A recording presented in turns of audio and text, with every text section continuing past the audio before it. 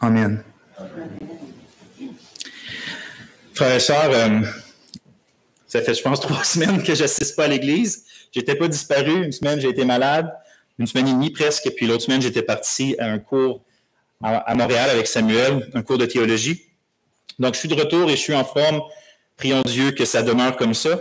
Est-ce qu'on peut baisser le son, s'il vous plaît, en arrière? Pauvres eux qui sont à l'Assemblée, qui doivent entendre ça fort comme ça. Merci. Donc, je vous aide, pas je vous aide, mais je vous fais tourner dans Ésaïe 55. Que Dieu nous aide à voir sa parole dans ce texte. Ésaïe 55.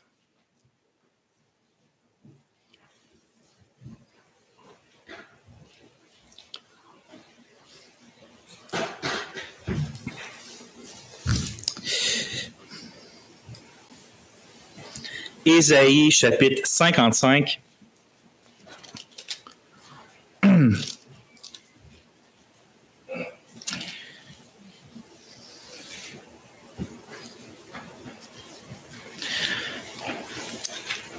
Je vais lire les 3 versions. Je vais lire dans la Bible seconde 1978, donc la Bible dite de la Colombe. Et je commence à lire la parole de Dieu. Ésaïe 55, verset 1. Ô vous tous qui avez soif, venez vers les eaux. Même celui qui n'a pas d'argent, venez, achetez et mangez. Venez, achetez du vin et du lait, sans argent, sans rien payer. Pourquoi pesez-vous de l'argent pour ce qui n'est pas du pain? Pourquoi peignez-vous pour ce qui ne rassasie pas?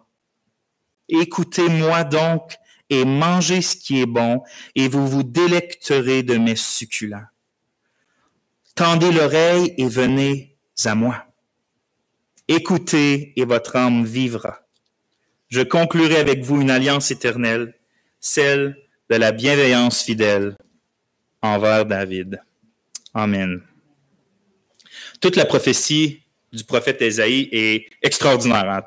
Tout son livre, c'est un bijou, comme tous les autres écrits inspirés de la Bible, on pourrait dire. Mais le livre d'Ésaïe est particulièrement spécial parce qu'il prophétise et décrit d'avance, peut-être plus explicitement encore que tous les autres prophètes, la personne même du Christ et les bienfaits qui vont découler de sa vie, de sa mort, de son œuvre, de sa personne.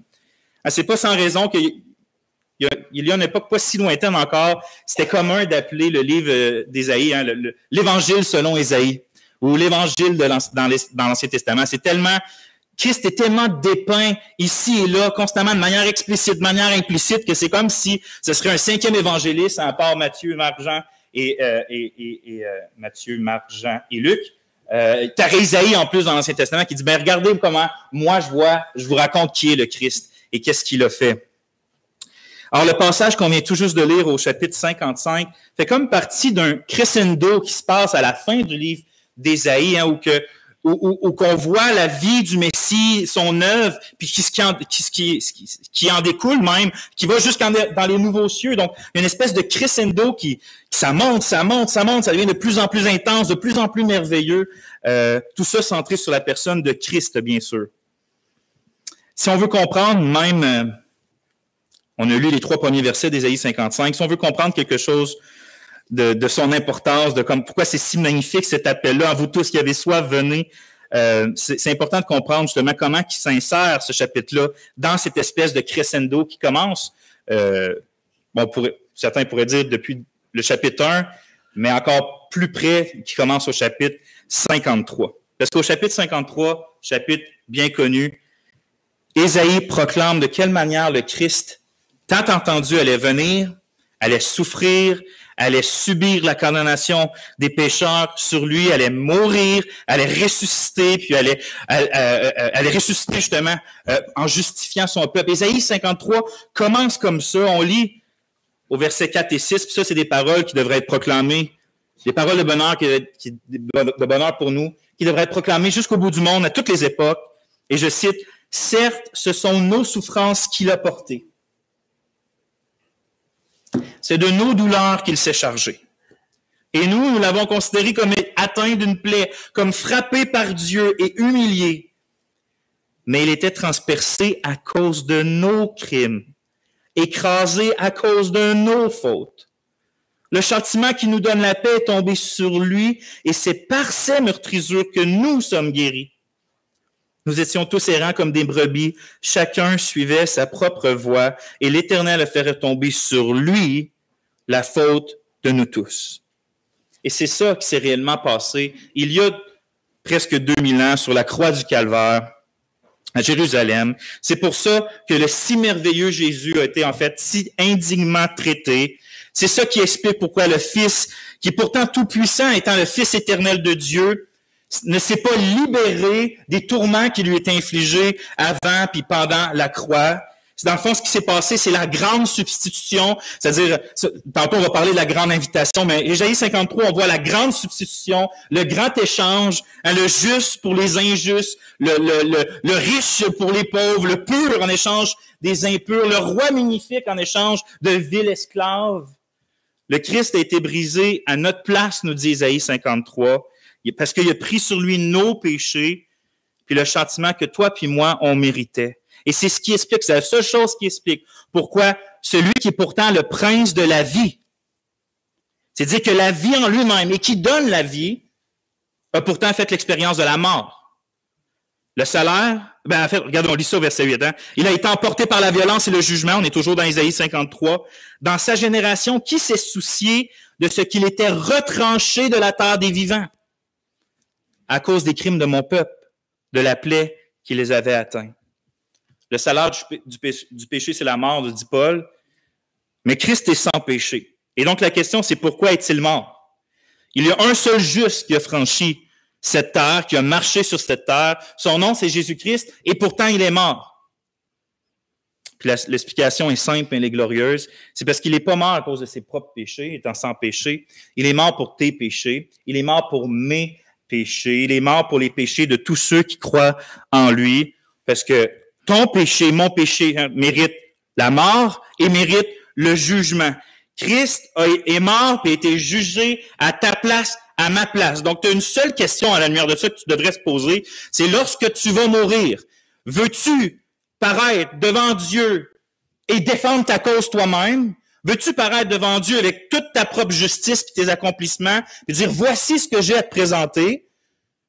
Veux-tu affronter le jugement de tes péchés toi-même devant Dieu, ou tu veux y aller en présentant Christ qui est mort pour toi, en te confiant dans le sang de Jésus, puis la seule chose que tu vas présenter, c'est l'agneau de Dieu qui ôte le péché du monde, qui ôte ton péché. C'est la question la plus existentielle que tu as à te poser. Le reste, là, si tu ne réponds pas à cette question-là, le reste de ta vie est de très peu de valeur, est très insignifiant. Réponds à cette question-là. De quelle manière tu veux te présenter devant Dieu lorsque tu te présenteras devant Dieu? En Christ n'est pas juste mort pour les pécheurs. Ésaïe 53 nous dit qu'il est aussi ressuscité pour lui. Au verset 10, Ésaïe prophétise qu'après s'être livré en sacrifice de culpabilité, il verra une descendance et prolongera ses jours. En Christ, la mort n'était pas la fin du Seigneur Jésus-Christ. Il a porté les péchés de beaucoup, c'est vrai, mais Dieu l'a honoré parce qu'il était juste et parce qu'il a toujours marché dans la volonté du Seigneur. Il a fait ce pourquoi il est envoyé. Et donc, Dieu l'a honoré en le ressuscitant d'entre les morts et en lui donnant une descendance spirituelle.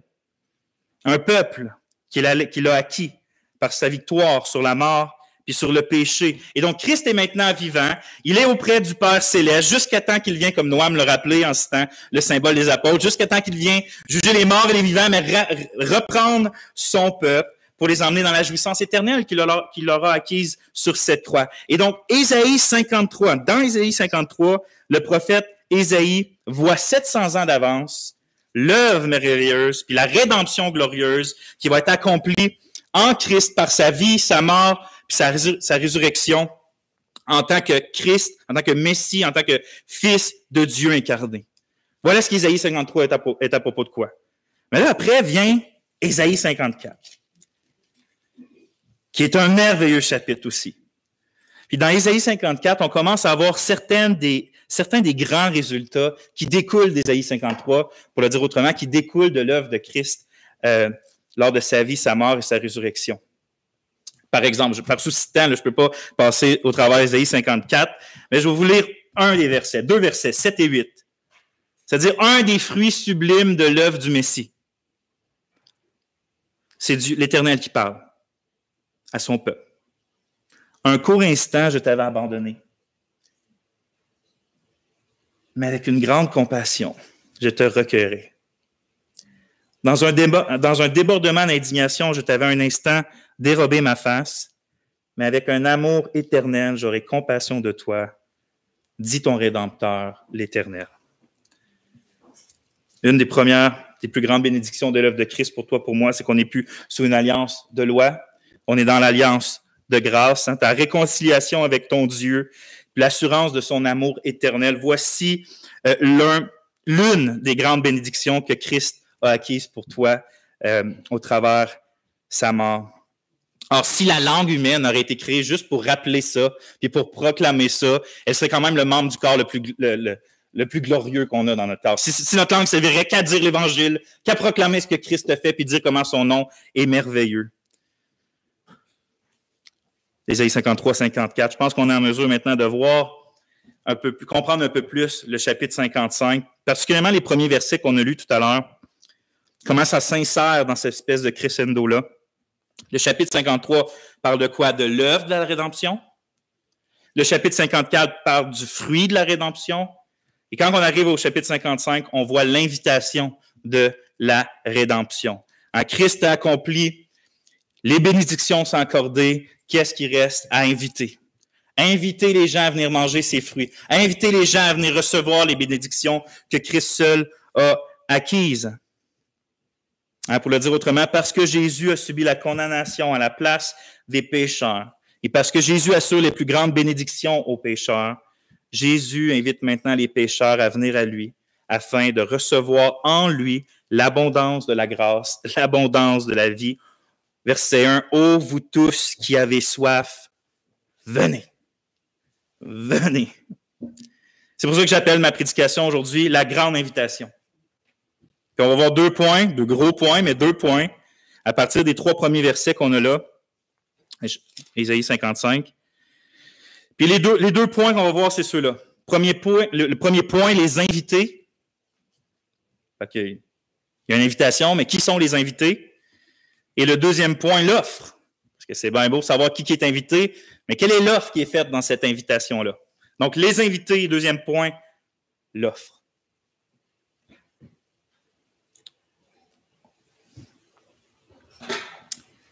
Les invités. Qui sont invités? À qui l'invitation est faite? Parce que, juste dans le verset 1, 3 fois, c'est dit « Venez vers les eaux ». Ensuite, « Venez acheter et manger ». Ensuite, « Venez acheter du vin et du lait ». Puis un peu plus loin encore, « Venez ». Constamment, il y a une invitation. Mais qui est invité? La réponse est au verset 1. « Ô, vous tous qui avez soif ». Qui est invité? Les seules personnes qui sont invitées au banquet du salut, au banquet de la joie, au banquet de la vie éternelle, qui sont invités à se réjouir et à profiter d'Ésaïe 54, qui est basé sur, qui est le fruit d'Ésaïe 53, c'est ceux qui ont soif. Absolument tous les assoiffés de la terre sont compris dans cette grande invitation-là qui est faite puis proclamée jusqu'au bout du monde. Là, vous comprenez. J'ai confiance que vous comprenez que l'idée, c'est pas celle du manque d'eau physique. Hein. C'est pas t'as fait un trop long jogging, t'as soif, va lire Ésaïe 55. C'est pas ça l'idée ici. L'Esprit Saint, comme ailleurs dans la Bible, utilise cette image-là pour nous faire comprendre quelque chose qui est bien plus grand dans une mesure, se compare à la soif physique, mais qui est bien plus grand que ça. Hein, l'eau, c'est quoi? L'eau, c'est un besoin vital. On peut pas vivre plus que quelques jours à moins d'un intervalle. À moins de quelque chose de spécial, on ne peut pas vivre plus que quelques jours sans eau. Puis, j'ai lu quelques témoignages, mais il paraît que la vraie déshydratation, là, quand tu manques vraiment d'eau, puis tu t'alignes vers la mort, mourir de soif, vraiment mourir de soif, c'est d'une souffrance absolument atroce à vivre. C'est l'une des pires souffrances. Alors, l'Esprit de Dieu utilise ici cette image pour qu'on saisisse que quelque chose de plus que la soif du corps, c'est dans l'âme humaine quelque chose comme la soif spirituelle. Depuis la chute d'Adam et Ève, l'âme humaine, depuis la chute, est complètement vide. Vide, vide, vide. Tu me dis, vide de quoi? Vide de l'expérience indescriptiblement jouissive de la communion puis de la présence de Dieu. Vide de ça. Vide de la vie de Dieu, vide de la paix de Dieu, vide de la joie de Dieu. Puis parce que nos cœurs en Adam et Ève sont maintenant vides, puis qu'on vient dans ce monde avec un cœur vide, notre cœur est automatiquement avide. C'est-à-dire qu'il languit toujours. Il n'est jamais satisfait. On vient dans ce monde, puis il y a quelque chose qui nous décrit tous, c'est qu'on est des affamés spirituels, on est des assoiffés spirituels, et ça dès notre naissance jusqu'au moment de notre mort. L'être humain sans Dieu est constamment comme ça. C'est notre faute, hein? C'est pas parce que c'est la faute d'un autre, c'est pas parce que tu n'as pas les bonnes circonstances dans ta vie. Jérémie 2,13 dit « Car mon peuple a commis un double péché, ils m'ont abandonné, moi qui suis une source d'eau vive, pour se creuser des citernes crevassées qui ne retiennent pas l'eau. » Vous savez, Dieu a créé l'homme et la femme pour la jouissance de sa présence. Il les a créés à son image, pas pour qu'ils s'exultent puis se réjouissent devant sa face. L'homme a été créé pour le bonheur éternel, pas pour le malheur. Mais nous avons abandonné Dieu, qui est la seule source d'eau vive, nous dit Jérémie. Et donc, qui ce matin oserait dire qu'on puisse aller voir dans son cœur puis dire que non, moi, j'ai jamais essayé dans ma vie d'essayer de creuser mes propres citernes afin d'essayer de trouver de la joie dans mes propres choses. Qui pourrait dire, lever la main et dire non, moi, ça m'est jamais arrivé de chercher ma joie dans les choses de ce monde. On est tous coupables de ce double péché, comme le disait Jérémie. Et donc, on ne devrait pas être surpris qu'avant d'avoir connu Christ, nous aussi, on était des assoiffés. On ne doit pas être surpris, même en connaissant Christ, de redevenir le cœur avide lorsqu'on s'éloigne de notre Sauveur. Parce que même si on est en Christ, même si nos péchés sont pardonnés, même si on a l'Esprit en dedans de nous, même si on va être assuré d'être dans sa gloire pour toujours, dans notre expérience de la communion avec Dieu sur terre, si tu t'éloignes de lui, tu t'éloignes de la seule source d'eau vive. Fait que c'est normal que même en tant que chrétien, ton âme redevient avide et un sentiment de vide vient lorsque tu t'éloignes d'un Dieu si merveilleux. Alors, il est facile de reconnaître qu'on est dans la catégorie des assoiffés. C'est pas trop dur. Comment? Ben, est-ce que tu cours davantage après les choses passagères de ce monde ou tu cours plus après les choses éternelles? Notre cœur languit-il plus après les choses de ce monde ou notre cœur dit davantage, Psaume 73, « En dehors de toi, je n'ai aucun plaisir sur la terre. » En dehors de toi, je n'ai aucun plaisir sur la terre. Ça veut dire qu'on ne peut pas avoir d'autres plaisirs? Non. Ça veut dire que si Dieu n'est pas là, il n'y a pas d'autres plaisirs. Puis je pense que les chrétiens le savent par expérience, hein, n'est-ce pas? Pour un temps, tu t'éloignes de Dieu, tu peux encore trouver du plaisir ici, puis là tu vas essayer une idole ici, puis là. Mais c'est pas long que les choses même, qui pourtant peuvent être des choses bonnes en soi, finissent par plus avoir de saveur, plus avoir de couleur, tout perd un peu de... Mais en Dieu, on dirait que même quand tu donnes les chrétiens, des fois, c'est tout reprend la couleur. Même les choses tout redevient beau, tout redevient parce que tu vois l'éclat de ton Sauveur dans tout ça, parce que tu peux même prendre un verre d'eau puis en prendre du plaisir parce que tu vois quelque chose de Dieu dans le fait qu'il satisfait avec de l'eau. Mais sans Dieu, en t'éloignant de Dieu, tout perd de l'éclat qu'il porte de Christ. En tout cas, on n'est plus en mesure de les voir. C'est bien une chose qu'on ne peut pas nier, c'est que du lever du soleil jusqu'à son coucher, d'Orient en Occident, du plombier jusqu'à l'astronaute, nous sommes tous des assoiffés spirituels qui cherchent désespérément à satisfaire cette soif de l'âme d'une manière ou d'une autre. On est tous dans le même bateau, des assoiffés. Et c'est pour ça que l'Évangile, qui veut dire bonne nouvelle, est une aussi bonne nouvelle. C'est parce que dans l'Évangile, Dieu invite précisément ceux qui ont soif. Vous tous qui avez soif, venez. Et c'est pour ça que l'Évangile, c'est une bonne nouvelle. Si l'Évangile s'adresserait à ceux qui sont rassasiés, malheur à nous tous. Mangeons puis buvons parce que de même nous allons mourir. Mais l'Évangile s'adresse justement à nous dans notre situation d'assoiffés. Et là, dans notre passage, je pense qu'on voit deux types d'assoiffés. Il y a une catégorie générale qui sont les assoiffés, ceux qui ont soif.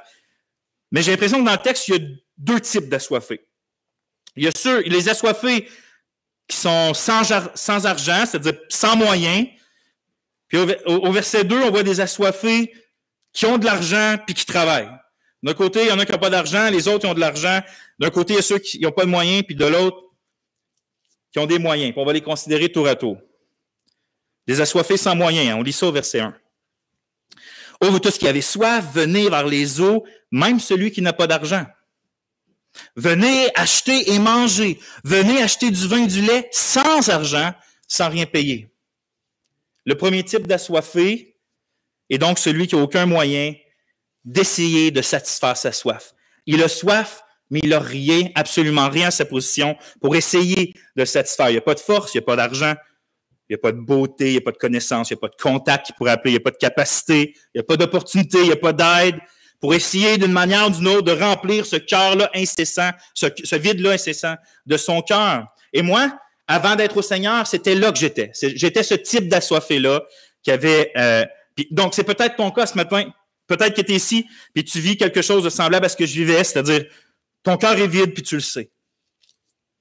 Tu le sais en dedans de toi qui est vide. Je veux dire, c'est dur étouffer ce sentiment-là. Ta vie intérieure ressemble à l'herbe sèche l'été où il y a eu une sécheresse, puis il est jauni, puis l'herbe est sèche, puis il est pas belle. Ton cœur ressemble, ta vie intérieure ressemble à ça. Tes espoirs sont desséchés, tes rêves que tu avais sont morts, les chemins que tu empruntes sont constamment sans issue, encore et encore, ça marche pas là, t'essayes là, ça marche pas là encore. Ta vie, on pourrait la décrire, c'est vide, inaboutissement, insatisfaction, puis c'est ça que ton âme ressent profondément. C'est ça que mon âme ressentait profondément.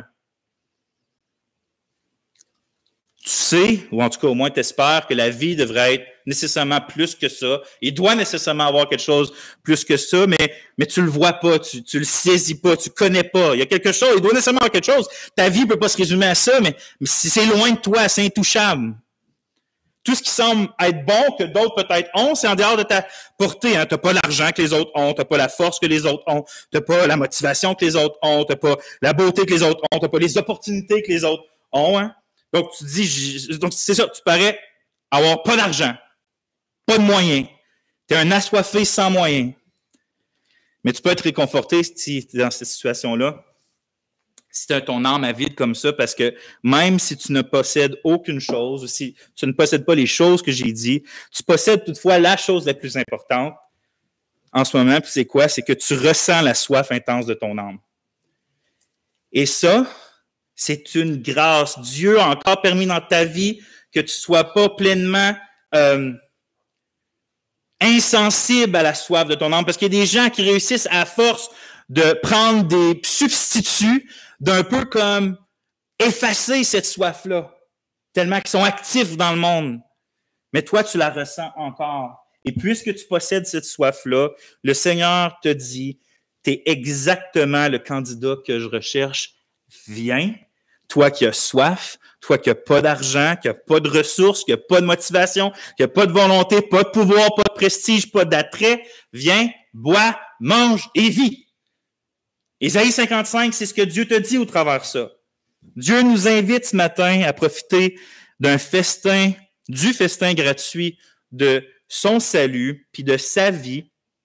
Puis là, peut-être tu te dis, ben oui, cette invitation-là a été écrite en Ésaïe, qui a été écrit environ 700 ans avec Jésus-Christ. C'est passé date. Il disait à Israël à ce moment-là, c'est pas passé date. Ésaïe prophétisait un moment qui allait arriver dans la personne du Christ, et Jean, environ quelques décennies après la résurrection de Jésus, répétait sensiblement les mêmes paroles dans l'Apocalypse, lorsqu'on lit chapitre 22, que celui qui a soif vienne, que celui qui veut prenne de l'eau, de la vie, gratuitement. Gratuitement. Le salut, c'est gratuit. Si tu veux être sauvé, il faut que tu comprennes que Dieu veut que tu apportes rien. Il veut que tu apportes rien. Dieu veut pas que tu apportes tes accomplissements. Il veut pas que tu apportes tes bonnes œuvres, surtout pas ça. Il veut pas que tu apportes même des promesses. Je te promets. Moi, je faisais ça, hein, avant d'être sauvé, là. Ça allait pas bien. À un moment donné, j'étais perdu à Banff, dans l'Ouest canadien. Seigneur, aide-moi là, puis je te promets que je vais te suivre après. Je vais lire ta Bible. Dieu n'en veut pas de tes promesses. Lui, il te promet. Il veut que tu fasses confiance à ses promesses. Le message de l'Évangile, c'est pas que Dieu veut que tu lui donnes quoi que ce soit. Le message de l'Évangile, c'est plutôt que Dieu a tant aimé le monde qu'il a donné. Il a donné. Il veut pas que toi, tu lui donnes. Il a donné son Fils unique afin que quiconque croit en lui ne périsse pas, mais qu'il ait la vie éternelle. L'Évangile, c'est Dieu qui donne gratuitement. Puis, si tu vas avoir part à ça, tu dis, je vais avoir quelque part là-dedans. Oui, tu as une place là-dedans. Si tu vas avoir part à ce que Dieu donne, ton seul devoir, c'est de répondre à l'invitation qu'il t'offre avec foi. C'est de faire confiance aux promesses qu'il te donne. C'est de recevoir le Fils, c'est de recevoir le cadeau, de recevoir le don, qui est la personne du Seigneur Jésus. Et donc, c'est ça pour l'assoiffé sans moyen. Ésaïe mentionne un autre assoiffé à venir s'abreuver, puis je pense qu'on pourrait l'appeler l'assoiffé autosuffisant. L'assoiffé sans moyen, qui n'a pas d'argent, mais qui est appelé à venir et à apprendre gratuitement. Mais tu as aussi, après, l'assoiffé autosuffisant. Où je vois ça? Verset 2. Pourquoi pesez-vous de l'argent pour ce qui n'est pas du pain? Pourquoi peinez-vous ou travaillez-vous pour ce qui ne rassasie pas? Au verset 1, Dieu invitait celui-là même qui n'a pas d'argent. Mais au verset 2, il invite des gens qui ont de l'argent, puis qui ont encore la force de travailler, parce qu'il dit pourquoi vous achetez ces choses-là qui ne rassasient pas, puis pourquoi travaillez-vous ou peignez-vous pour des choses non plus qui ne rassasient pas. Et donc, le premier type d'assoiffé, on pourrait dire qu'il est spirituellement en faillite, mais il le sait. Il est vide, puis il le sait. Il sait qu'il a soif, puis il sait qu'il n'y a aucun moyen de le satisfaire. Il n'y a pas d'argent. Le deuxième type d'assoiffé, il n'est pas encore à ce stade-là. Il possède de l'argent, puis il le dépense. Il a de la force pour travailler, puis il travaille dur. Alors, c'est quoi le résultat de ce dernier assoiffé-là, du deuxième? Est-ce que ça veut dire qu'il est davantage satisfait que le premier type d'assoiffé? Est-ce que son cœur est moins vide? Non, pas du tout. Les deux sont autant assoiffés, puis lui qui travaille a autant assoiffé que celui qui n'a pas de moyens. C'est juste qu'il n'est pas encore épuisé pour au bout du rouleau. Il pense encore qu'il peut poursuivre ces choses puis réussir à se satisfaire dans ce monde. Il continue à dépenser, il continue à travailler, il continue à rêver, à courir après des choses, à chercher, à expérimenter un autre travail, une autre ville, une autre voiture, une autre maison, une autre femme, un nouvel ordinateur, des nouveaux livres, une nouvelle série télévisée, peu importe, un nouveau abonnement, un nouveau régime, un nouveau look. Il poursuit encore le bonheur dans les choses de ce monde. Cette personne-là a encore beaucoup à chercher. Il n'a pas dit son dernier mot, mais à la fin, il va pas quand même trouver de trésors au bout de l'arc-en-ciel. Il poursuit l'arc-en-ciel, il dit il va y avoir quelque chose au bout, mais à la fin, ce qu'il va trouver, c'est encore le vide. Mais il ne sait pas encore, contrairement au premier assoiffé, qui lui a rien donné. Alors, le mirage va disparaître. Chaque triomphe qu'il pense avoir va s'éteindre. Les applaudissements peut-être qu'il reçoit vont s'estomper. Le nouveau bateau va devenir ennuyeux. La mode change. Le cancer va gâcher peut-être sa retraite. Tout ce qui est nouveau finit par devenir vieux. Puis donc, les options pour sa vie vont venir de moins en moins. Il va essayer ça ne marchera pas. Ça ne marchera pas. Puis au bout de la ligne, il va devenir comme le premier assoiffé qui n'aura plus rien à donner pour essayer de satisfaire son cœur. Autrement dit, même celui qui pense poursuivre la satisfaction de son âme dans ce monde termine l'âme avide. Parce que peut-être tantôt, quand je décrivais le premier assoiffé, quand je parle des fois des non-croyants, puis je leur décris ça, ils me disent « Non, moi, je suis pas là-dedans. Moi, j'ai pas Dieu, puis je suis satisfait. J'ai pas Dieu, j'en ai pas besoin de Dieu. Je suis pleinement joyeux en ce moment dans ce que je poursuis. » Et ma réponse est toujours « pauvre âme. » Est-ce que nous dirions bienheureux des citoyens d'une ville qui payent super cher pour avoir de l'eau contaminée dans leur maison, alors que juste à la sortie de la ville, tu as des sources d'eau vive et satisfaisantes qui sont gratuites. Ils ont peut-être un peu d'eau, c'est de l'eau sale, c'est de l'eau dégueulasse, ça les empêche de mourir tout de suite. Est-ce qu'on dirait qu'ils sont bien heureux parce qu'ils ont accès à l'eau? Non, fais juste 600 mètres, tu n'auras rien à payer, puis tu auras une eau éternellement satisfaisante. Donc, tu as beau penser que tu es satisfait sans Dieu, mais c'est juste se leurrer, c'est un mirage que tu te fais. C'est juste parce que tu n'as pas encore goûté à la vraie eau. Tu penses que ton eau est bonne, mais elle n'est pas bonne. Elle est loin d'être bonne. Toi qui dépenses ta précieuse vie pour des choses qui ne peuvent pas satisfaire ton cœur, écoute les paroles que le Seigneur a dit à une Samaritaine qui est sortie de son village pour aller puiser de l'eau. Jean 4, quiconque boit de cette eau, en parlant de l'eau du puits, puis en parlant de, si on spiritualise, hein, tout ce que tu recherches en dehors de Christ. Quiconque boit de cette eau aura encore soif. Mais celui qui boira de l'eau que je lui donnerai n'aura jamais soif.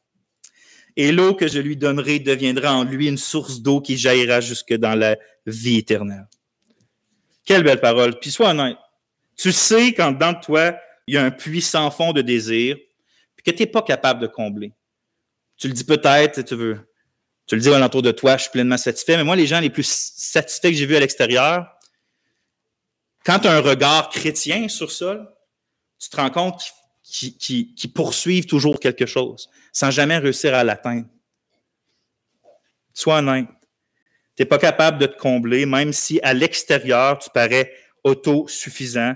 Si tu te trompes toi, si tu trompes les autres, tu ne trompes pas Dieu. Dieu voit ton cœur. Puis c'est à toi qui pense sur ce qu'il dit. Pourquoi pesez-vous de l'argent pour ce qui n'est pas du pain? Pourquoi peinez-vous pour ce qui ne rassasie pas? C'est à toi aussi que pense le Seigneur Jésus lorsqu'il disait « Que sert-il à un homme de gagner tout le monde s'il perd son âme? » Tu travailles et tu fais des efforts pour beaucoup de choses, mais le Seigneur te dit, Jean 6, « Travaillez non pour la nourriture qui périt, mais pour celle qui subsiste pour la vie éternelle et que le Fils de l'homme vous donnera. » Deux types de personnes qui sont invitées. Une catégorie, les assoiffés. Deux types d'assoiffés qui sont invités par le Seigneur. Les assoiffés qui n'ont aucun moyen puis qui ne peuvent pas payer. Puis d'un côté, les assoiffés qui pensent pouvoir payer puis travailler pour obtenir satisfaction. Puis je crois que dans l'Assemblée en ce moment, on est obligatoirement dans l'une des deux catégories. On est pour un bout dans la première, on s'en va dans la deuxième, puis on s'en va nécessairement dans la première lorsque l'Esprit nous montrera finalement que nos voies ne mènent qu'à la mort et pas décontentement, mais au non-contentement, au mécontentement. C'était pour le premier point, les invités. Mais maintenant, deuxième point, l'offre. L'offre. Dieu invite, on vient de le voir, mais qu'est-ce qu'il offre? Puis on le voit, regardez ce qu'on lit au verset 1, encore. « Ô vous tous qui avez soif, venez vers les eaux. Même celui qui n'a point d'argent, venez acheter et manger. Venez acheter quoi? Du vin et du lait, sans argent, sans rien payer. » L'offre de Dieu, c'est trois breuvages essentiellement. Les eaux, venez aux eaux, le lait, puis le vin. C'est les trois breuvages. Puis là, pourquoi ces trois breuvages sont mentionnés ici? Ben, encore une fois, il faut comprendre que ce n'est pas de manière littéraire que Dieu parle, mais plutôt de manière symbolique pour décrire des réalités bien plus grandes, bien plus sublimes que les réalités terrestres. Pour ceux et celles qui sont habitués avec le langage de l'Ancien Testament, sûrement que vous n'êtes pas surpris de la mention de ces trois breuvages-là dans un contexte de bénédiction, en l'eau, le lait, le vin. Dieu utilise constamment ces trois images-là pour parler de sa présence pour son peuple, sa bénédiction au milieu de son peuple. Il va dire des fois de l'eau, des fois du lait, des fois du vin. Mais pourquoi utiliser ces images-là dans le fond? Pourquoi utiliser ces breuvages-là? Et je pense que l'une des raisons, c'est parce que l'eau, le lait, le vin, dans un contexte biblique, correspond à trois besoins fondamentaux de l'être humain. Tu me dis, le vin, c'est un besoin fondamental. Attends, je vais t'expliquer bientôt. On va commencer avec l'eau. L'eau correspond à quoi? On en a parlé tantôt aux besoins de vivre, aux besoins de rafraîchissement. Hein? Lorsque tu es assoiffé puis déshydraté dans le désert, tu penses à rien d'autre, puis tu as besoin de rien d'autre qu'un verre d'eau, tu as besoin d'eau. C'est la prochaine étape, c'est de l'eau que tu as besoin. C'est pour ça que dans la Bible, l'eau est souvent utilisée comme une image de vie, une image de revivre, une image de restauration. Hein? Le psaume 23, « L'Éternel me dirige où? Près des eaux paisibles. Il restaure mon âme. » C'est le verset immédiatement après. Vous voyez, il y a la vie, il y a la restauration ici. Puis, qu'on soit déjà en ce moment, soit si tu es ici ce matin et tu n'es pas encore en Christ par la foi, en Jésus, ou pour ceux d'entre nous qui sommes en Jésus, Dieu nous invite tous ce matin à recevoir cette eau, à recevoir un rafraîchissement, une restauration, une revitalisation, un nouveau départ. Dieu nous donne l'eau, c'est la vie puis la restauration, puis il nous invite à venir aux eaux. Le lait. correspond, je pense, aux besoins de nutriments puis de croissance. Lorsqu'on a soif, on donne de l'eau, c'est vrai. Mais quand tu veux qu'un bébé grandisse jour après jour, tu lui donnes pas que de l'eau, tu lui donnes du lait, encore et encore et encore. Dieu ne promet pas que à ceux qui viennent, il ne promet pas que de s'occuper de remplir une fois le vide de leur cœur, de leur donner la vie, de les faire revivre. Son invitation concerne aussi notre croissance spirituelle, notre santé à long terme. Il invite non seulement à reprendre vie avec l'eau, mais aussi à devenir stable et fort avec le lait. Donc, il donne de l'eau, mais il donne du lait. Il donne la vie, mais il veut te faire grandir dans cette vie. Il donne l'esprit, il veut te faire marcher dans l'esprit. Il donne la joie, il veut te faire grandir dans la joie. Et le vin, maintenant, quel besoin ça correspond? François, à quoi ça correspond? À quel besoin le vin? Non, c'est pas vrai. Certes, je pense que ça correspond aux besoins d'exaltation puis de joie. Certes, on veut vivre, on veut pas mourir, donc on a besoin d'eau. On veut être fort puis stable, donc on a besoin de lait. Mais on veut pas juste vivre. En fait, on veut pas juste survivre en tant que... Dieu nous a pas juste créé pour qu'on survive. Il nous a créé pour vivre, hein, pour mordre dans la vie, pour se réjouir de la vie, pour s'exalter devant lui. Dieu nous a créé pour plus que juste survivre. Et donc, j'ai écrit ici, mais ce n'est pas tout ce dont nous avons besoin dans la vie, puisque nous voulons vivre dans la joie et l'exaltation, peu importe à quel point nous semblons stoïques, sans émotion, phlegmatiques ou impassibles, et des personnalités comme ça. Ben, Dieu, je pense, qu'il a mis à chacun de nous, à chacun de ces enfants de Dieu, des enfants de Dieu, un enfant que Dieu a créé pour l'exaltation, pour l'émerveillement, pour la joie, pour crier, pour chanter, pour danser, pour jouer, pour sautiller, pour courir, pour sauter, pour rire. Dieu, il veut pas qu'on devienne juste des... Tu sais, parce que oui, il y a une maturité, oui, il y a du sérieux dans la vie, on a des choses, on est encore sur la terre, puis c'est difficile. Fait qu'on peut pas tout le temps être comme des enfants. Mais Dieu nous a créés pour aussi avec un cœur d'enfant. Puis je pense, dans le fond, pourquoi je parle de ça, c'est que je pense que le vin fait allusion à ça. Dans quel sens? Mais Dieu, il dit pas que le besoin d'exaltation, le besoin de rire doit être comblé par le vin. L'idée, c'est qu'il sert de l'image de l'effet du vin qui, lorsqu'il est pris avec modération, aide souvent l'homme à faire sortir l'enfant en lui, à chanter, à rire, à danser. C'est pour ça que Dieu utilise, je pense, souvent l'image du vin lorsqu'il promet de donner une joie débordante à son peuple. Je vous cite un exemple. Zacharie 10:7. Éphraïm sera comme un héros. Regardez, leur cœur aura la joie que donne le vin. Leurs fils le verront et se réjouiront. Leur cœur sera dans l'allégresse à cause de l'Éternel. Voici donc l'offre gratuite que Dieu proclame à tous les incroyants assoiffés, ainsi qu'à tous ces enfants qui se sont éloignés. Il t'invite à avoir ta soif d'âme désaltérée par le miracle de son eau. Il t'invite à t'affermir dans une bonne santé spirituelle et une croissance dans l'esprit par le miracle de son lait. Puis il t'invite à t'exalter joyeusement dans sa présence, par sa vie, au moyen du miracle de son vin. Et cette offre-là, de l'eau, du lait et du vin, est offerte au monde entier. Mais ce n'est pas tout.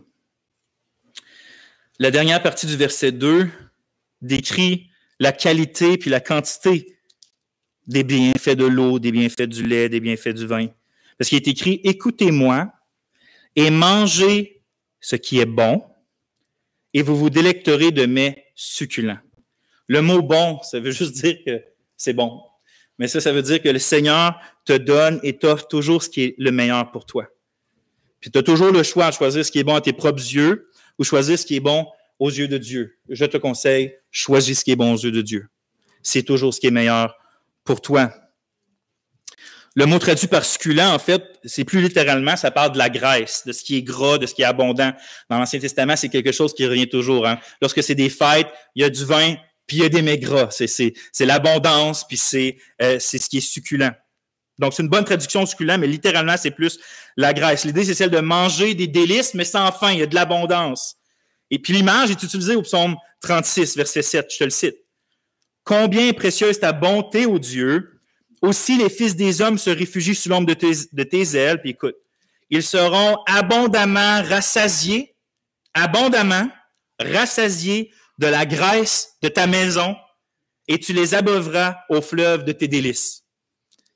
Autrement dit, le verset 2 nous apprend que Dieu promet aux assoiffés qui répondent à son invitation, il leur promet que la vie qu'il donne est la meilleure puis la plus abondante. Il leur promet que la force puis la santé spirituelle qu'il donne sont les meilleures et sont les plus abondantes. Il promet que la joie exubérante qu'il donne, le vin, est la meilleure et la plus abondante.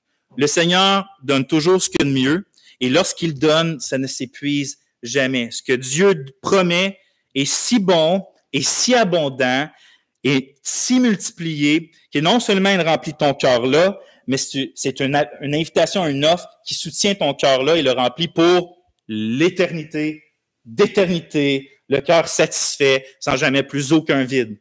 C'est ça l'abondance des délices de l'Éternel. Maintenant, avant de terminer, il faut absolument saisir une chose cruciale, probablement l'une des plus importantes de la grande invitation que Dieu fait ici. Parce que, comme je l'ai mentionné, les breuvages, c'est des images pour parler de réalités plus grandes, des réalités spirituelles. Or, la réalité ultime derrière toutes les imageries de lait, graisse, vin, eau, la réalité ultime vers laquelle ces choses-là pointent, c'est Dieu lui-même. C'est Dieu en Christ. Écoutez verset 3. Tendez l'oreille et venez à moi. Tendez l'oreille et venez à moi. Écoutez, votre âme vivra.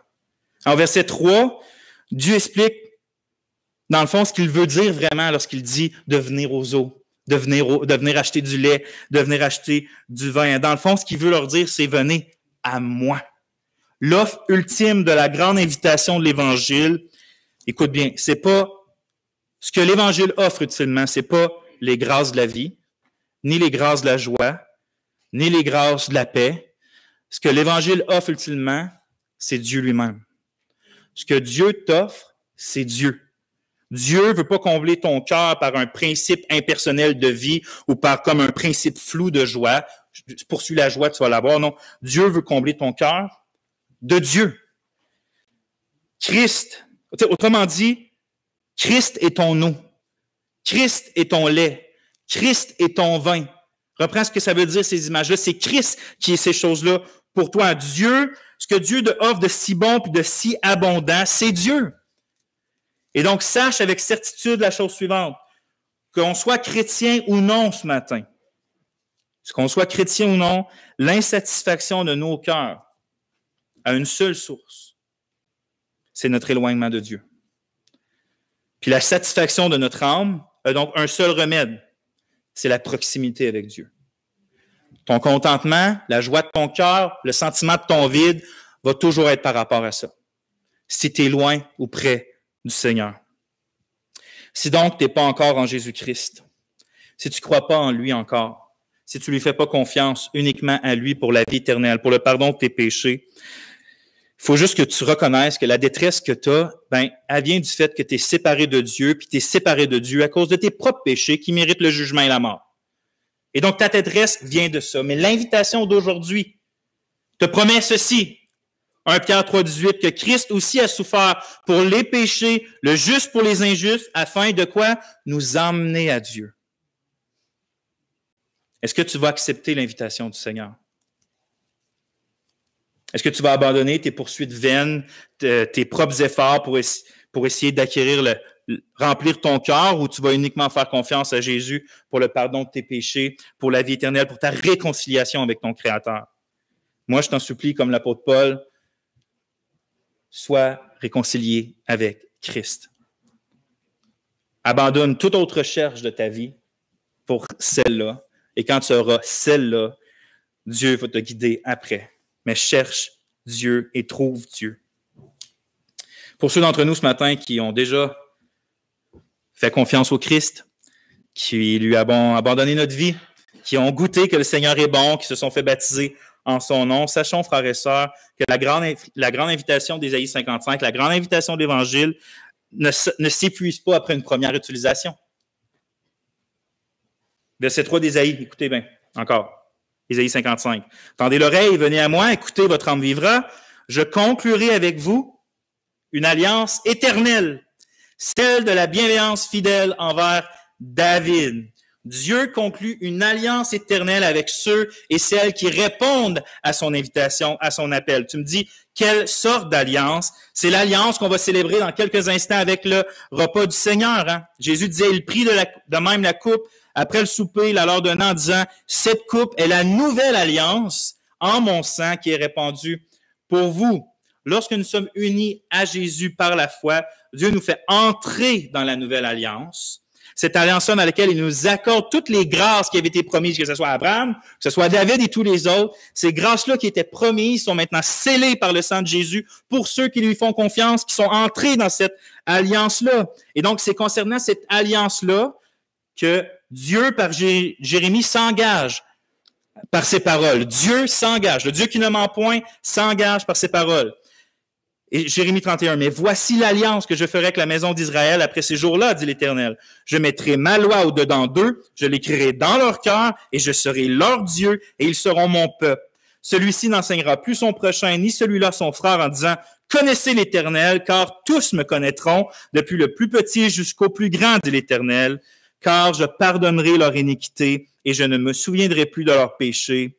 Et encore un peu plus loin, Jérémie 32, je traiterai avec eux une alliance éternelle.